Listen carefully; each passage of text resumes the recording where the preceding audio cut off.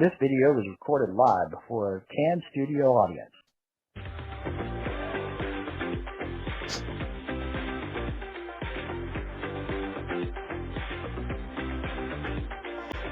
It's Friday Night Movie Reviews, and here they are, Chris and Keith. Hi, thank you very much. Thank you. I'm Keith. I'm Chris. And this is Friday Night Movie Reviews. Tonight, we're going to be talking about a movie that we went and saw, and if you watch the short that I published earlier, you're going to see that we went and saw it separately. We didn't actually see this movie together. I saw it on a Thursday night, and Chris went and saw it Friday morning. Yeah. On Friday morning. So, and we haven't even sat and discussed this movie with each other. Yeah. So we've kind of let this one be a little surprise, even for each other, on what we thought about it. So what we're going to do is we're going to give you a brief overview of the movie. We went and saw the movie The Crow, starring Bill Skarsgard. And if you know anything about Bill Skarsgard, you know that he was Pennywise in the new It movies. Yeah, and he comes from a family of actors. Like his father was in the Andor series on Disney Plus. His brother Alexander Skarsgard was on True Blood, the series on HBO. So he comes from a line of actors. So and he did a good job as Pennywise. Yes, he did. You thought that Tim Curry was the only one that could do it. No, he proved it. So going into this movie, you're like, okay, you have a confident actor in the film. So right, can he live up to Brendan Lee is the question. That's right. Did he live up to the previous Crows? Brendan Lee being one, and who was the other? I haven't even kept track. Oh, there's three more sequels, and Eric Stoll was one of them. It's been a different guy every single movie because unfortunately, for people that may not know this, in the 1994 film, Brendan Lee starred as the Crow, but he unfortunately died during the making of the film. He got shot by a prop bullet, kind of similar to the Russ situation that's happened currently in the media you might have heard of. And a lot like his own father, Bruce Lee. And that's where the curse came about that film. Yeah. Who was also killed on set from a gunshot. So, from a prop gun. All right. So, without any spoilers and without further ado, here we go. So, we went and saw the movie The Crow.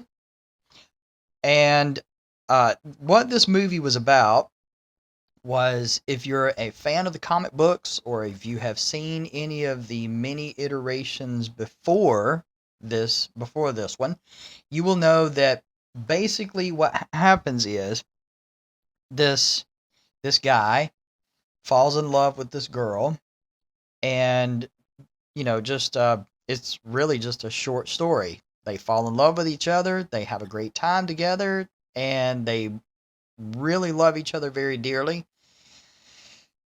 And then they're both killed. They're tragically killed, but as we see in the film, when someone is killed and their soul cannot rest and there's an unjust thing that has happened, they have the opportunity where they can become the Crow, basically, and they right the wrongs that were done. Right. And that's essentially what The Crow is, or supposed to be about. And pretty much all the movies have followed that, including this one. This one being the current movie, that's the one everyone's going to associate The Crow with now. Right. Instead of the 1994 classic. Right. Because there's been, like we said, there's been so many from so many time periods before. So that's basically what it is. And this movie, I'm just going to go ahead and tell you. You do not take your kids to see this movie at all. No, don't take them at all. It's extremely violent. Extremely violent. Language is definitely there. A lot of bad language. Adult situations are there. Full of nudity. Yeah, very adult situation with nudity. So you do not want to take them to see this. It's kind of an action-packed sort of movie.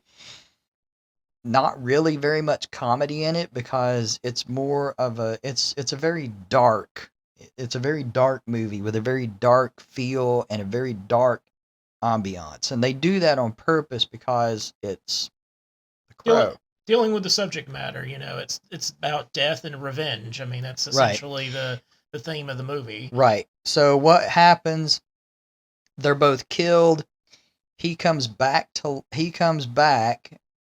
and with this power of the Crow, and he takes vengeance on the people who killed him and his girlfriend, but he has to keep his love pure in order for them to be reunited, because he's given the promise that if he kills everybody who was involved and he keeps his love pure, then she will come back, he will come back, and they will be together again. Which is different from the other 4 iterations of the subject. Like, no, they had never done this in any of the 4 films where they were promised to come back. Right. So they did take a chance in doing something different with this one. So this will be my first chance to pop in and start saying the difference between this movie and the original. Is that's one of the heavy differences. Right. Right. So it does have more of a definite ending than the other movies did. The other movies kind of left it sort of open in case they wanted to make a sequel. Well, actually, no. The end of Eric Draven's story in the original film was it. Like, after he avenges, he's gone. That's it for it. Because It's been a long time since I saw it. every version is basically almost the same story. It's just you've got a different person. So Eric Draven's in the original, and I haven't seen the other 3 in forever.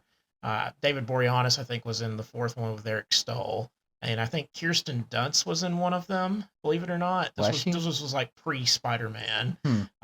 So yeah, they had some actors in these that you would recognize, but yeah, it's essentially the same story over and over again. So that's the reason why they called this one a reboot, but it's really just a reboot in name only. And the fact that they used the name Eric, and I don't even think they said his last name Draven in the film at all. Right. And Shelley was his girlfriend, just like Shelley was his girlfriend in the original. But again, this could just be a completely additional sequel to The Crow. It doesn't necessarily have to be a remake. Now, if I seem a little foggy on anything but the original movie and this one, it's because I am. I never did have any. After I saw the original movie, I never really had any interest in The Crow. I tried reading some of the comic books. They never did really grab my interest either. It just wasn't a story for me. Yeah, and the other movies that came out just never really grabbed my attention, and I never gave them the time. They were straight to DVD. I mean, only the original one was in theaters, and honestly, the original 1994 one is as close to the comic book as you're going to get, because this one is so far removed from the comic. It's ridiculous. The original, you would think that in the 90s they didn't really care about comic canon or anything like that, but actually that's been the closest iteration that we have to the comic book. And otherwise you're just reading the comic if you want the true unaltered story. Right. So what we're gonna do is Chris and I are going to sit here and discuss what we liked and disliked about the movie, and this is going to be the first time that we've actually discussed it with one another. So I'm just going to go ahead and say it. This movie lived up to the expectations that I had for it. I really didn't have a lot of hope for this movie when I went in to see it. Like I said before, the other iterations of The Crow never really grabbed my attention. This one only made me curious because it had Bill Skarsgard in it. I'm just going to be perfectly honest. I thought he did a good job as Pennywise in the movie It, and I was just curious how he was going to portray the Crow. So this movie really, it just kind of falls right in line with all of the others. If he had not been in it, then I would not have gone to see it. And there were times in the movie when I was watching it, there were times when I was I felt like I was borderline about to fall asleep, for one thing. And then there were times when I was like, "Oh yeah, well it's about to get better," and then it just for whatever reason it just threw whatever it was that was about to get better on the floor and stomped on it, and it just went right back to being terrible. I did not like this movie. I thought this movie was a terrible, terrible movie. Okay, my turn. All right. So I watched this movie. It's very slow, very boring. Uh, I agree. there is it's very droll. There's just no emotion in the film No, whatsoever. Like, I'm supposed to believe that these two people are in love, and you kind of get a hint. Like, there's infatuation and there's lust. I got that from it, right. and his acting let me down. I think that's what I was referring to about it. Looked like it was going to be good, but then just fell flat. His acting was just so bad. Brendan Lee's charismatic version of the Crow in the original version, that's what I was sitting there hungry for, because Right. his version, you actually liked him. These people were just people using illegal substances, and it was just a lust situation. A lot of drug use in this movie to the And- point that to me that is one of the things that made it so boring. Well, I mean, it's just like they tried to normalize it, like that's Right. that's part of every loving relationship, and I was like, no, and it was just like a weekend fling, basically. The original version, Eric Draven and Shelley had been together for a long time, and the reason why they were killed in that one was they were trying to keep these people's homes from being evicted and being torn down by this terrible businessman Right. known as Top Dollar. Right. Top Dollar is not in this remake at all. Fun boy, none of the characters that you're expecting from the original version are in it. It was a total letdown. Let's put it this way. I went home after I saw the remake and put on the original. I had a better time watching a movie from 1994. And it was so good because it moves from point to point to point. And you're thinking, oh, well, the new one has a lot of great gore, action scenes, but you have to wait till the last like 35 minutes of the movie to see that action. Right. And it was awesome. Like those fight scenes, but I'm sitting there thinking like Brendan Lee in the original, he gave the people a chance when he was the people that weren't associated with the ones killing him and Shelley. He said, all right, I'm going to give you guys a chance to leave. I'm not going to murder you. In this new one, he just murders like the bodyguards. Right. And that was the action scenes I'm referring to. Right. He just murders them mercilessly. He don't give them a chance to say, hey, I'm only here for your boss. Right. Unlike the Brendan Lee version where he's like, all right, I'm going to give you a chance to leave. I just need this one guy to bump off and I'm done. So the movie, the premise of the movie was get vengeance on the people who did this to you. And Now, and he does. In the room, Yeah. there were only 4 people in the room. Yeah. And my issue with And there that, at the end, he's killing like 20 and 30 people. Yeah. All of those people weren't there. Yeah. And the problem was the people that he was there to kill, it's like, I didn't even know who they were, who their names were. Right. It was just, there was just no substance to this movie. No substance whatsoever. And the thing is, correct me if I'm wrong, did the final scenes of the movie seem more to you like the fight scenes? Did they seem, I mean, it didn't fit with the Crow. That was the problem. It didn't. There was seemed, violence in the original. Don't get me wrong. For 1994, right. It was a good violent movie, but the violence in this movie seemed more like a John Wick movie. Like, oh no, not even like John Wick. This was like Quentin Tarantino. It just didn't fit with what the movie was supposed to be about. Like it turned into this unnecessary gore fest, and it just Quentin Tarantino. It was just valueless. It was the problem. It was total and complete gore chaos just for the sake of being gore. And I felt like they put it in there because they knew that, like, 2/3 of the movie are just boring. And I gotta tell you, like, even the music, they played Enya in this movie, and it was so boring. Like, the soundtrack of the original film actually surpassed the film. It went like platinum, like the Right. original soundtrack.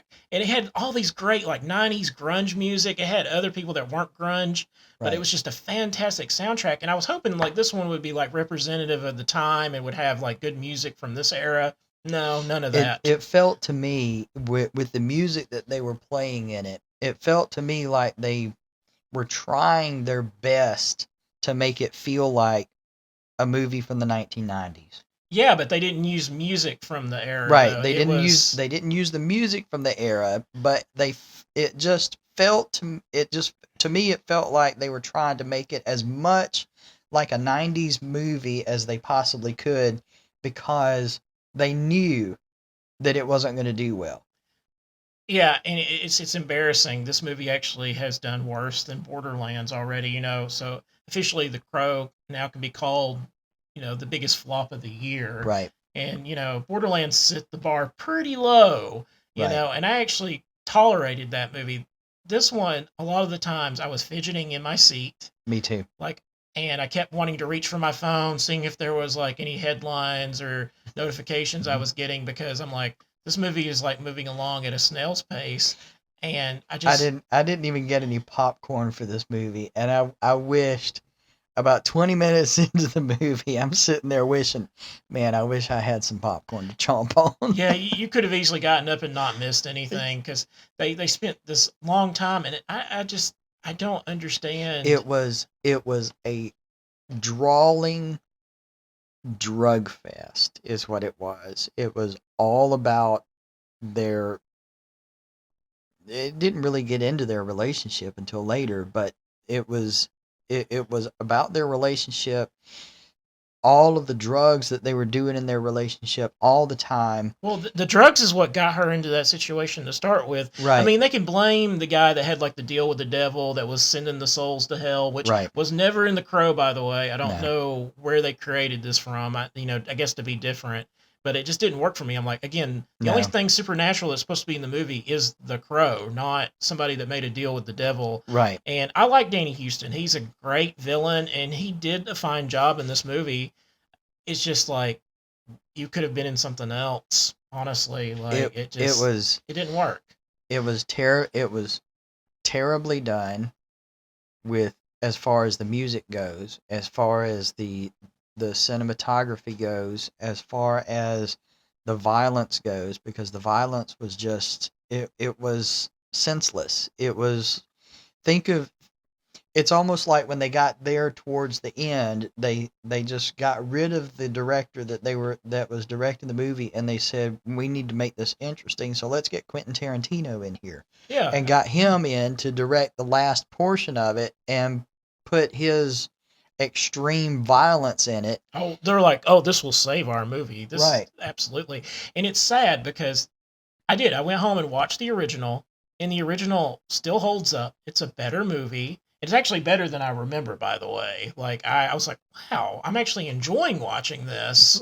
I think it was because of the disappointment from the one you just no, saw. no. I mean, it's and I didn't watch it like directly after I went home. You know, it was later on in the evening when I watched it, and I'm like, wow, this is actually better than I remembered. And it actually set a precedent because there was a lot of things that The Crow did that later on, The Dark Knight Returns with Christopher Nolan would steal. Right. Like when he made the burning crow symbol, they did that in The Dark Knight, didn't they? They stole that right from the movie, and how the crow would just be talking to somebody, and the person would turn around, and the crow wouldn't be there.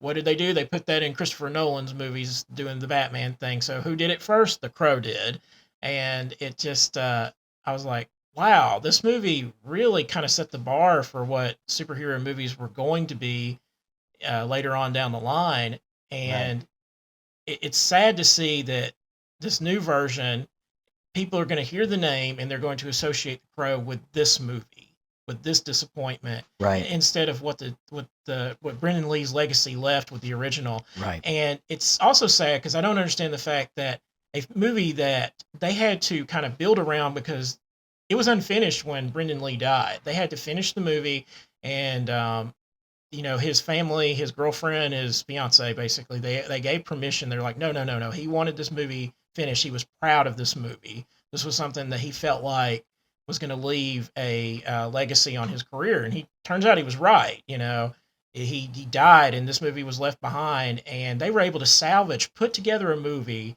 in a tight package, because the movie's not a long movie, by the way, and it hit beat for beat, and it's still a better movie than this movie that they spent knowing how much on, millions of dollars. And that movie that was scraped together in 1994 is a better movie than this remake. That should not be the case. This remake should have blown the original one out of the water. So, as far as is this movie worth the cash or is it trash? I'm gonna have to say this movie is total trash. No. Do not waste your time on this movie. Do not waste your money on this movie.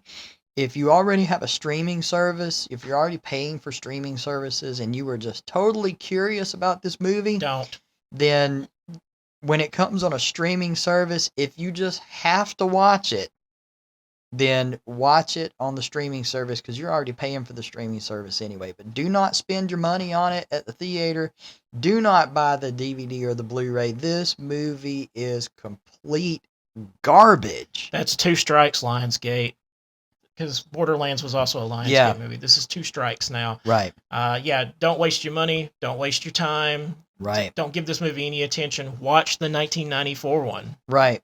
Yeah. That would be your best bet. If you got to watch a Crow movie, then watch the 1994 version. But do not spend your money on this one. It's not worth it. Like I said, if you're already paying for streaming services and it just happens to come on one of the ones that you have, watch it there. But don't spend your money on it, please, because it's really not worth it. Yeah, I think it goes to say 0 sodas for this. Don't watch it. Yeah, please don't. Absolutely. I had no popcorn in this movie whenever I was watching it, and I regretted it, and I give it no popcorn whatsoever. This is a complete flat 0 for me.